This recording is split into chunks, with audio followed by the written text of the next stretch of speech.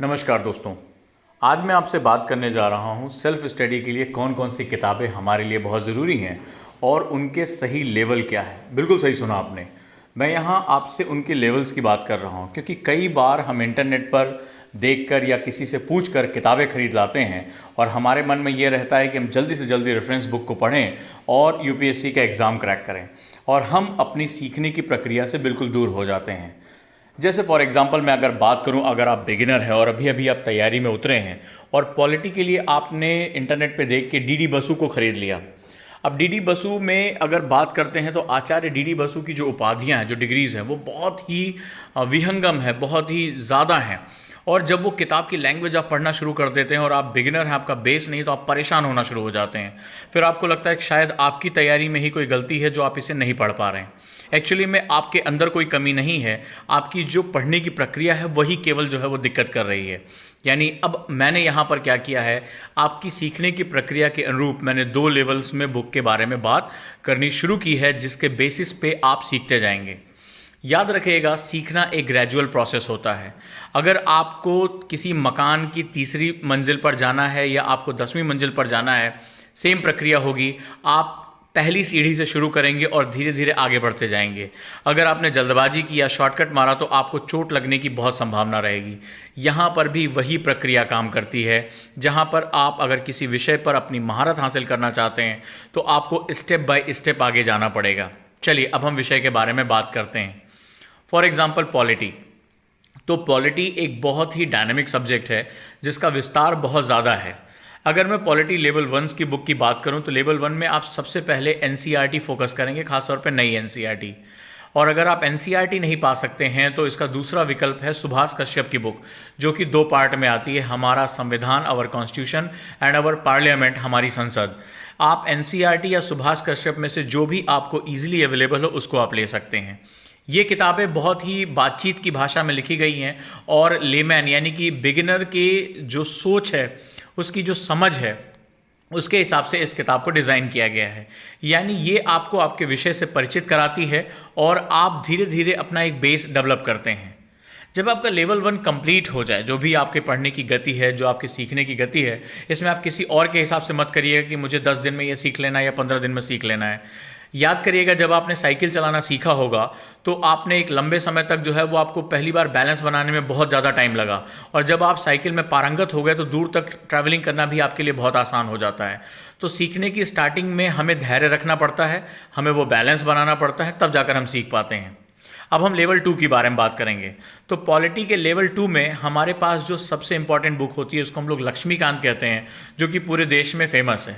लेकिन जब student internet पे जाता है तो सबसे पहले इसी बुक का नाम पढ़ता है और वो लक्ष्मीकांत लेकर आता है। लक्ष्मीकांत हालांकि पॉइंट वाइज और बहुत ही सरल भाषा में लिखी गई है, लेकिन कई बार बिगिनर अपने आप को सब्जेक्ट के साथ अटैच नहीं कर पाता है। तो यहाँ पर मैंने आपसे 2 लेवल के बारे में बात किया। आइए दूसरे सब्जेक्ट के बारे में बात करते हैं, ज्योग्राफी या भूगोल के बारे में। तो ज्योग्राफी एक बहुत ही डायनामिक टॉपिक हो जाता है, जो इंटरडिसिप्लिनरी अप्रोच का सबसे बड़ा सब्जेक्ट है। अंतर विषय का मतलब होता है, इंटरडिसिप्लिनरी का मतलब है कि ज्योग्राफी अपना कुछ बेस जो है वो इकोनॉमिक्स से लेता है, कुछ बेस सोसाइटी से लेता है, और कुछ ज्योग्राफी इटसेल्फ अपने आप में एक बहुत बड़ा जो है डायनामिक सिस्टम है। तो यहाँ पर जनसंख्या, प्रवासन, मानव, आर्थिकी, खनिज और भू आकृतियाँ, ये बहुत बड़ा एक विषय अपने साथ लेकर चलता है। तो इसको पढ़ने के लिए ज़रूरी है कि हम स्टेप बाय स्टेप अपना जो है वो कार्य करें। अब हम इसमें लेवल 1 में आते हैं। तो लेवल 1 में जो सबसे बेस्ट बुक अवेलेबल है मार्केट में वो 6 to 12 क्लास की एनसीईआरटी नई वाली। ये अपने आप में बहुत ही ज़बरदस्त किताब है, जो लगभग इन्वायरमेंट के साथ साथ जो इकोनॉमिक और भूगोल के मुख्य तथ्य हैं इन सबको कवर करता है। ये एक इंटरडिसिप्लिनरी अप्रोच, जो चारों आयाम है, जिसे हम लोग लिथोस्फीयर, एटमॉस्फियर, हाइड्रोस्फीयर और बायोस्फीयर, इन चारों नामों को जानते हैं, जो कि हमारे प्राकृतिक आवास के 4 मूल खंभे हैं, उनके बारे में ये पूरी तरीके से आपको जो है जानकारी देता है। भाषा बहुत सरल है, ढेर सारे फिगर्स दिए गए हैं, मैप्स दिए गए हैं, जो सबसे ज्योग्राफी का मूल बेस होता है वो इसके साथ अवेलेबल है। तो आप यहाँ पर अपना बेस बना सकते हैं। जब आपका लेवल 1 कंप्लीट हो जाए तो आप लेवल 2 के लिए जा सकते हैं। इंग्लिश मीडियम में जो सबसे अच्छी किताब है वो जीसी लियोंग है, जहाँ जीसी लियोंग जो यूपीएससी की रिक्वायरमेंट है उसको काफ़ी हद तक पूरा करती है। और इंग्लिश मीडियम के लिए जीसी लियोंग के साथ साथ हिंदी मीडियम में सविंदर सिंह की बुक बहुत अच्छी है, जो फिजिकल ज्योग्राफी को कवर करती है। भाषा इसकी बहुत सरल है और जो स्टूडेंट एनसीईआरटी पढ़ चुके हैं उनको समझना इसके लिए बहुत ही आसान हो जाता है।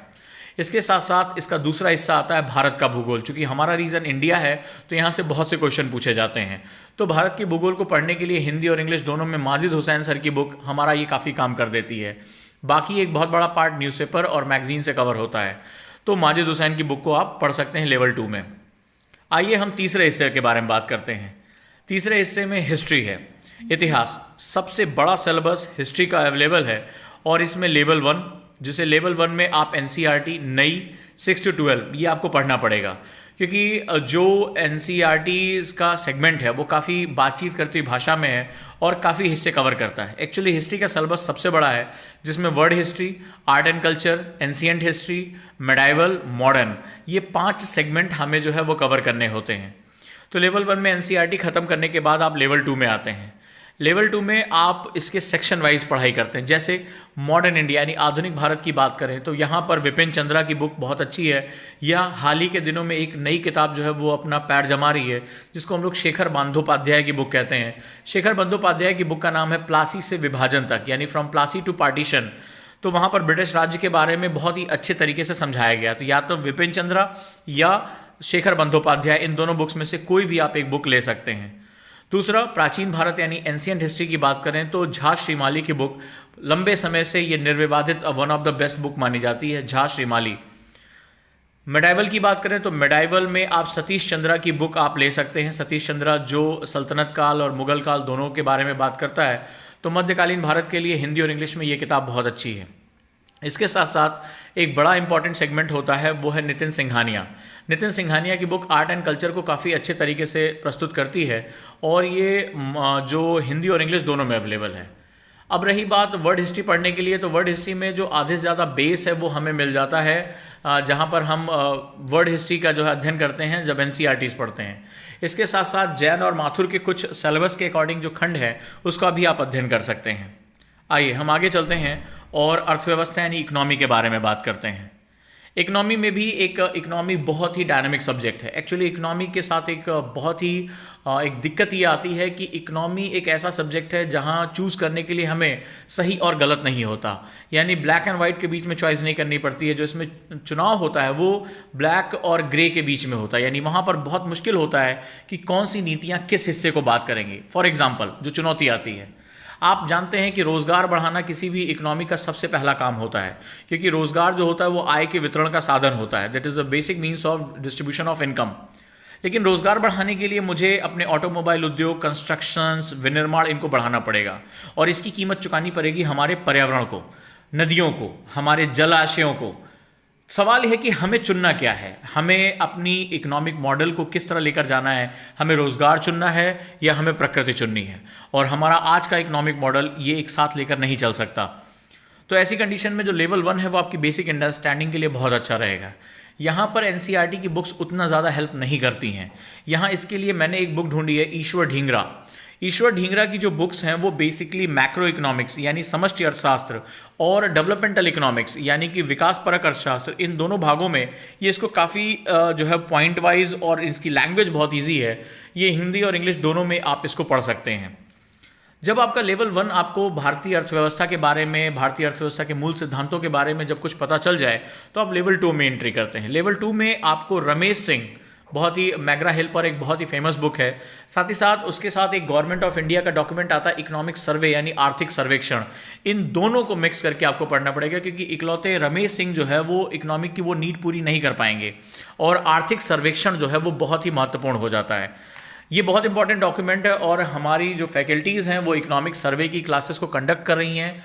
उसके साथ जुड़े रहने के लिए आप एनी टाइम लर्निंग ऐप, जो इस वीडियो के नीचे उसका लिंक दिया है, उसके साथ आप जुड़ सकते हैं, उससे हमें बात कर सकते हैं कि इकोनॉमिक सर्वे की डिमांड क्या है।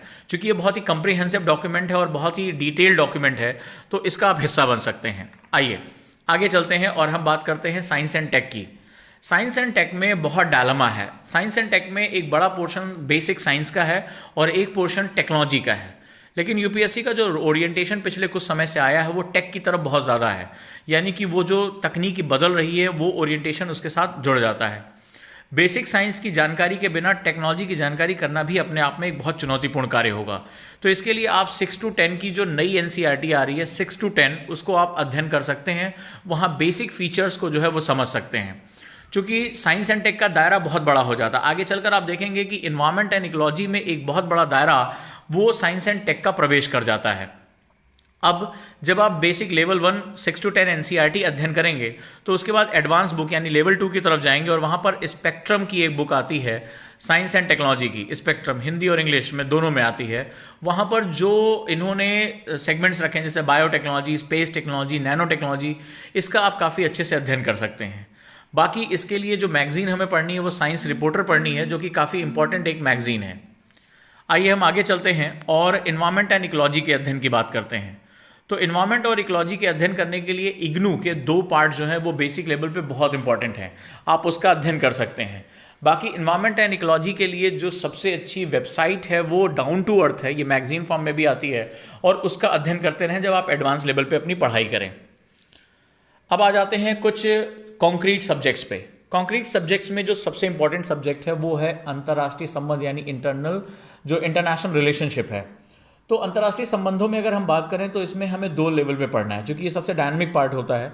इसमें लेवल 1 में आप एनबीटी पर एक बुक आती है वीपी दत्त की। तो वीपी दत्त ने सभी प्रधानमंत्रियों के कार्यकाल के हिसाब से उनकी विदेश नीतियों को जो है वो सैद्धांतिक रूप से समझाया है, क्योंकि फॉरेन पॉलिसी ही इंटरनेशनल रिलेशनशिप को समझने का मूल आधार हो सकती है। तो आप वीपी दत्त की बुक है, ये पतली सी बुक है जिसको आप आसानी से पढ़ सकते हैं, समझ सकते हैं, और यहाँ पर आपको उसके बेसिक्स पता चलेंगे। इसके साथ साथ जब आपकी वीपी दत्त की बुक खत्म हो जाए तो आप लेवल 2 में एंटर करिए, और लेवल 2 में आप जाते हैं तो आपको राजीव सीकरी की एक बुक मिलती है, जहाँ पर उन्होंने बहुत ही कम्प्रिहेंसिव वे में जो इस समय इंटरनेशनल डायलेमा है और तमाम तरह की चीज़ें हैं उसको उन्होंने कवर किया है। राजीव सीकरी की बुक हिंदी और इंग्लिश दोनों में अवेलेबल है। साथ ही साथ इसके साथ जो न्यूज़पेपर में जैसे द हिंदू में जो आईआर के आर्टिकल्स आते हैं या तमाम हिंदी न्यूज़पेपर में अंतर्राष्ट्रीय संबंधों पे आर्टिकल आते हैं, उस पर आपको एक खास नज़र बना के रखनी पड़ेगी। यानी आईआर का 30 to 40% हिस्सा जो है वो बेसिक है, और 60% हिस्सा जो है वो काफ़ी हद तक कंटेम्प्रोरी है, समसामयिक है। अगला टॉपिक हमारा है और वो है इंटरनल सिक्योरिटी, आंतरिक सुरक्षा। आंतरिक सुरक्षा के लिए जो हमारे पास एक बेसिक सेगमेंट आता है वो है मैग्रा हिल पर एक बुक आती है अशोक सिंह सर की। ये बेसिकली आईपीएस ऑफिसर रह चुके हैं और इनकी ये बुक बहुत अच्छी है, तो बेसिक अध्ययन आप यहाँ से कर सकते हैं। बाकी जो अपडेट्स होती हैं वो मिनिस्ट्री ऑफ होम अफेयर्स यानी गृह मंत्रालय की वेबसाइट पे हर साल एक एनुअल रिपोर्ट जारी की जाती है। अगर आप इस एनुअल रिपोर्ट का अध्ययन कर लेते हैं तो आपको एग्जाम में सीधे सीधे प्रश्न मिलते हैं। ये वो हिस्सा है जहाँ से सीधे जो है टू द पॉइंट क्वेश्चन आते हैं और आप तड़ाक से बहुत अच्छे मार्क्स उठा सकते हैं। आइए इसके बाद एक और सेक्शन है जिसे हम लोग डिजास्टर मैनेजमेंट यानी आपदा प्रबंधन के नाम से जानते हैं। आपदा प्रबंधन को पढ़ने के लिए जो सबसे बेसिक बुक है वो आपकी सविंदर सिंह आती है। सविंदर सिंह की एक आपदा प्रबंधन यानी डिजास्टर मैनेजमेंट पे हिंदी और इंग्लिश दोनों की बुक आती है। पतली सी बुक है और अब बेसिक सिद्धांतों को समझने के लिए आप सविंदर सिंह की इस बुक को ले सकते हैं। जब आपकी लेवल 1 की स्टडी पूरी हो जाए तो आप लेवल 2 में एंटर करेंगे और लेवल 2 के लिए आपको NDMA national disaster management authority NDMA की वेबसाइट पर ये हमेशा एनुअल रिपोर्ट यानी कि वार्षिक जो है वार्षिकांक निकालते हैं। और अगर आप इसका अध्ययन कर लेते हैं इसमें मैप्स के थ्रू और बहुत ही ऑथेंटिक डाटा के थ्रू आपको बताया गया तो आपकी एडवांस लेवल की तैयारी इसके साथ हो जाती है जिसे हम लोग मेन्स कहते हैं। अब आ जाते हैं हम जीएस पेपर 4 पे जो कि एक बहुत बड़ा सेगमेंट है, इसे हम लोग एथिक्स कहते हैं। एथिक्स को भी एथिक्स इंटीग्रिटी जो है वो अभिरुचि सत्यनिष्ठा ये बहुत बड़ा टॉपिक है। एक्चुअली इसके लिए कोई बुक्स नहीं हो सकती है। मैं आपको सत्य की परिभाषा आपके आचरण आपकी दृष्टिकोण ये 1 या 2 दिन में टीचर नहीं सिखा सकता। वास्तव में इस पेपर को रखने का बेसिक मकसद है कि आप मूल सोच में कैसे हैं, आप चीज़ों को कैसे समझ पाते हैं, आपने अपने महापुरुषों से क्या सीखा, खासतौर पर भारतीय संस्कृत की अगर हम बात करें तो आपका क्या इनपुट है इसमें। अब हम एथिक्स की बारे में बात करेंगे तो एथिक्स में जो लेवल 1 है वो है आपका लेक्सिकॉन। लेक्सिकॉन की जो बुक है ये हिंदी और इंग्लिश में भी आने लगी है और ये दोनों जो है वो आपको बेसिक जो उसमें विवेक किसे कहते हैं, एथिक्स क्या होता है, वैल्यूज़ क्या होती हैं, इंटीग्रिटी क्या होता है, एप्टीट्यूड क्या होता है, इनकी जो बेसिक परिभाषाएं हैं वो बहुत अच्छे उदाहरण के साथ समझाई गई हैं। तो आपको अगर अपना बेस बनाना है तो आप लेक्सिकॉन के साथ इसका अध्ययन कर सकते हैं। इसके बाद जो लेवल 2 है वो आपको डायनेमिक स्टडीज़ की तरफ लेकर जाता है। इस डायनेमिक स्टडीज में सबसे पहला है वो है राजनीतिक विचारक। यहाँ पर जो पॉलिटिकल थॉट्स हैं वो आपको बहुत हद तक जो है वो डिसीजन मेकिंग में मदद करते हैं, क्योंकि आप इसी गवर्नेंस का एक पार्ट बनोगे। और उसके लिए जो सबसे अच्छी बुक मानी जाती है वो ओपी गाबा की बुक मानी जाती है, यानी पॉलिटिकल थॉट्स राजनीतिक विचारक की ओपी गाबा। इसके साथ साथ कुछ महान विभूतियों की बुक्स पढ़ना हमारे लिए बहुत ज़रूरी है। जैसे मैं अक्सर एक बुक का एग्जाम्पल लेता हूँ, सत्य के मेरे प्रयोग, my experiment with truth, Mahatma Gandhi, ये बुक आपको पढ़ना है। जो विवेकानंद की बुक है वो आपको पढ़ना है। डॉक्टर एपीजे अब्दुल कलाम, जो विंग्स ऑफ फायर या इंडिया 2020, यहाँ से सीधे सीधे प्रश्न जो है वो निकल कर सामने आ रहे हैं। तो इन बुक्स का अपनी इंटरेस्ट के हिसाब से आपको लगातार इसकी स्टडी करना है। तो ये एक बेसिक सेगमेंट रहा। इसके बाद एक छोटा सा सेगमेंट रह जाता है, उसको हम लोग बोलते हैं इंडियन सोसाइटी, यानी भारतीय समाज। भारतीय समाज का जो मूल बेस है वो आपको राम आहूजा की बुक से मिल जाएगा।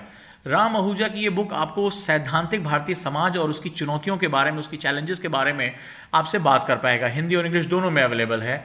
और साथ ही साथ इंडियन सोसाइटी को पढ़ने के लिए हमें लगातार न्यूज़पेपर पे जो भी इश्यूज आ रहे हैं, जैसे महिलाओं से संबंधित, एग्रीकल्चर से संबंधित, या भारत में जाति, धर्म, लिंग, क्षेत्र, भाषा, इनसे संबंधित जब भी कोई न्यूज़ आती है तो आप उसकी कटिंग करके न्यूज़पेपर को अपने साथ रख लें, चाहे हिंदी या इंग्लिश में हो, और उससे आप अपनी चीज़ों को अपडेट करना शुरू कीजिए।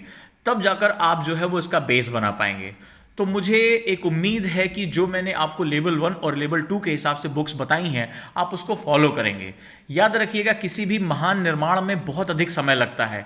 जल्दबाजी में बनाई गई चीज़ें ज़्यादा देर तक टिकाऊ नहीं होती हैं। और आपने जब मन बना लिया है कि आप देश की सर्वश्रेष्ठ सेवा का हिस्सा बनना चाहते हैं, आप देश के एलीट ग्रुप का हिस्सा बनना चाहते हैं, राष्ट्र निर्माण के उन लोगों में शामिल होना चाहते हैं जिनको आने वाले समय में याद रखा जाएगा, तो आप महान निर्माण की तरफ बढ़ चुके हैं। और जितना बड़ा निर्माण होगा समय उतना ही बड़ा लगता है। इसीलिए धैर्य रखें, पेशेंस रखें, घबराएं नहीं। कोई भी जल्दबाजी इसमें आप करेंगे तो आप कभी भी अपने लक्ष्य तक नहीं पहुंच सकते।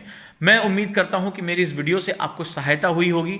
अगर ऐसा हुआ है तो इस वीडियो को लाइक करें, अपने उन दोस्तों तक पहुंचाएं जिनको इसकी ज़रूरत है। बड़ी संख्या में मुझसे यह प्रश्न पूछा गया था और बहुत से बच्चों से जब मैंने बात की तो बहुत भ्रमित थे। वो उन किताबों से शुरुआत कर रहे थे जिनके लिए अभी वो तैयार नहीं है। तो मैं उम्मीद करता हूं दोस्तों अपने प्रश्नों को आप मुझ तक पहुंचाएंगे। इस वीडियो के नीचे अपने प्रश्नों को मुझसे पूछ सकते हैं और मैं वीडियो बनाकर उनके सवालों के जो है जवाब देने का प्रयास करता रहूंगा। अपने इस दोस्त उजांग को विदा दें और इस चैनल के नीचे एनी टाइम लर्निंग ऐप है, उसको डाउनलोड करें। उसमें तमाम फ्री क्लासेस हैं। साथ ही साथ एक नया इनिशिएटिव लिया गया है और वो है टेलीग्राम चैनल, उजांग IAS अकेडमी का टेलीग्राम चैनल। उसका भी लिंक इसी वीडियो के नीचे दिया गया है। उसका हिस्सा बने। रेगुलर जो कंटेंट है, जो हमारी फैकल्टीज़ हैं वो क्विज कंटेंट लगातार उसमें शेयर कर रही हैं। ऑडियो लेक्चर में शेयर कर रहा हूँ, उसका हिस्सा बने। धन्यवाद।